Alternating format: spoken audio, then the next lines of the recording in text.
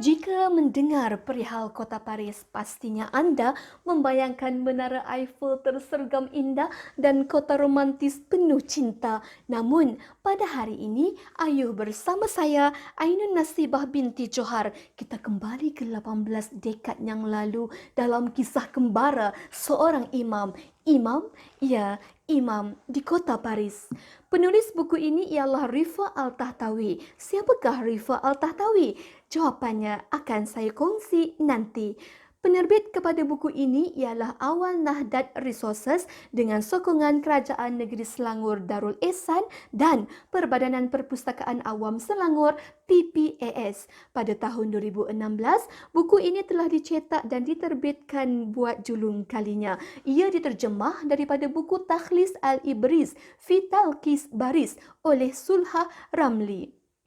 Pecahan buku ini pula dimulakan dengan 4 bab dan disusuli dengan 6 makalah yang mempunyai beberapa bahagian.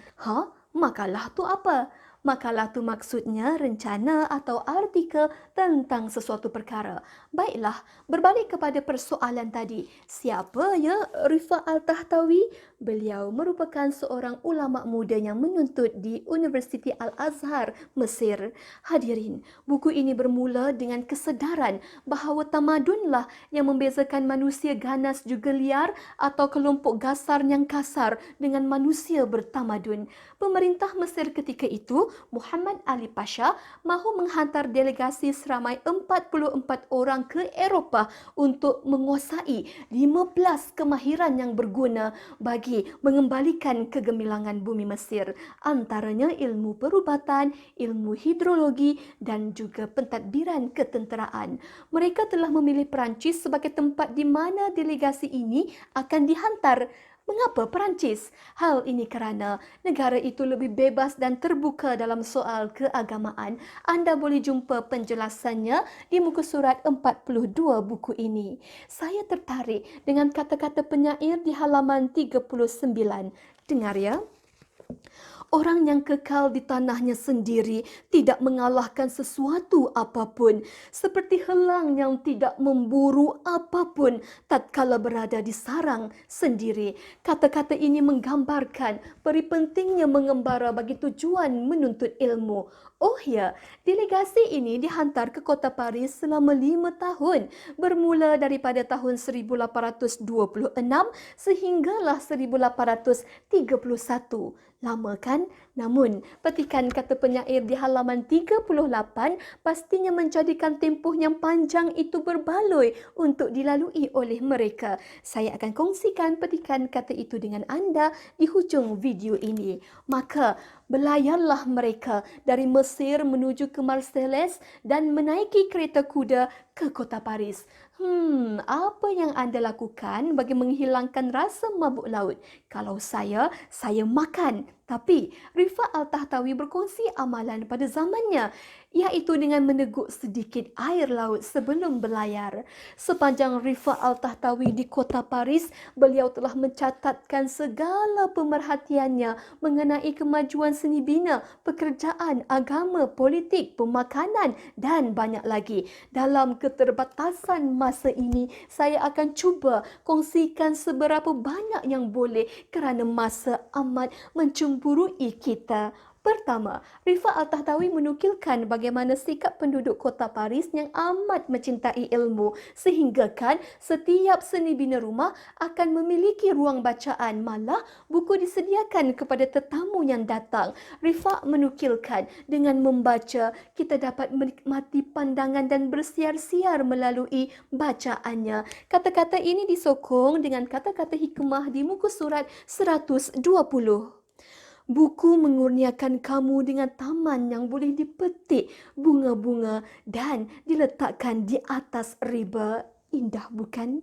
Seterusnya, kecintaan mereka terhadap ilmu dibuktikan dengan wujudnya banyak perpustakaan, muzium dan pusat-pusat ilmu di sana. Contohnya, dalam makalah 3, bahagian 13 halaman 166 menceritakan tentang perpustakaan diraja atau Di sini terdapat semua buku yang merangkumi banyak disiplin ilmu dalam pelbagai bahasa. Malah terdapat 400,000 jilid buku yang ada di sana.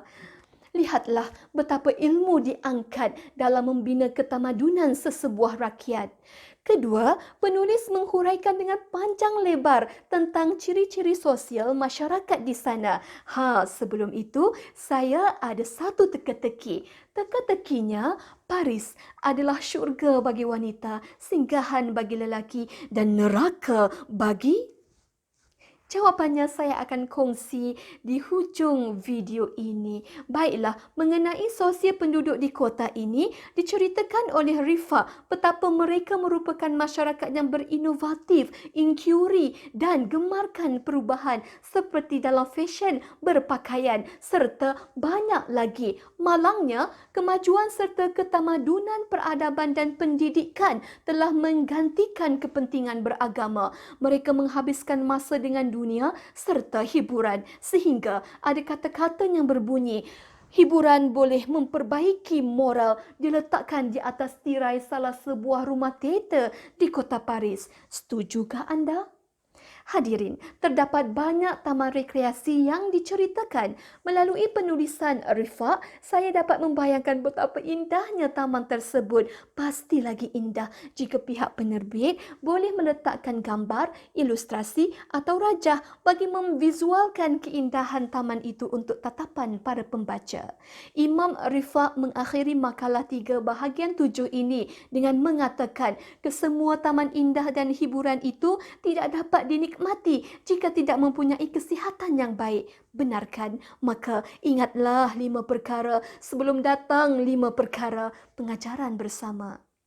Ketiga, dalam makalah 5 buku ini yang mengandungi 7 bahagian dikongsikan mengenai revolusi yang berlaku di Perancis, penyingkiran raja dan perubahan yang berlaku sesudahnya. Masyarakat Perancis menganggap catatan sejarah mengenai revolusi di negara mereka sesuatu yang masyhur. Oleh yang demikian, Rifa Al-Tahtawi menukilkan perihal itu walaupun pada saat itu dia telah kembali ke Mesir.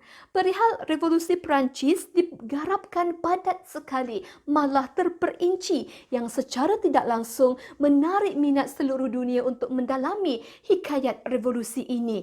Jadi, makalah 5 boleh dikatakan sebagai jantung kepada buku ini. Jika anda mahu mendengar degup jantung buku ini, anda perlu memilikinya untuk ditelaah secara dekat dan teliti. Sesungguhnya, bait-bait dalam penceritaan buku ini memberi banyak pengetahuan kepada saya. Petikan puisi yang ada sangat indah untuk dirasai kemanisan maknanya. Buku ini syarat dengan mesej dan nilai betapa pentingnya ilmu dalam memartabatkan kehidupan. Bahasa dan susunan katanya ringkas, mudah difahami, juga jelas. Oleh itu, apa tunggu lagi? Marilah dapatkan buku ini dan menikmati keseronokan membaca catatan sejarahnya. Dalam kesempatan ini, saya mengucapkan terima kasih kepada pihak penganjur atas penganjuran pertandingan dan cadangan buku-buku pilihan.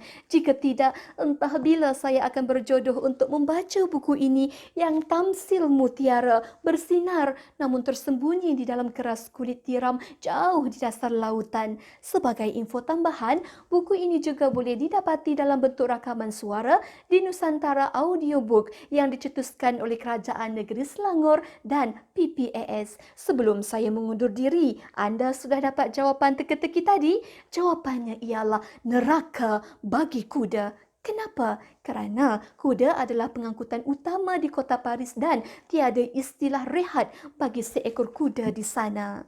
Akhir kalam, teruslah membaca kerana dengannya ilmu akan menjadi sahabat kita. Hatta perlu berkelana dalam mencari ilmu. Berkelanalah, pergilah kerana ia pasti membawa jaya. Bak kata-kata penyair di halaman 38, hanya mereka yang berkelana bisa meraih mutiara di lautan. Sekian, terima kasih.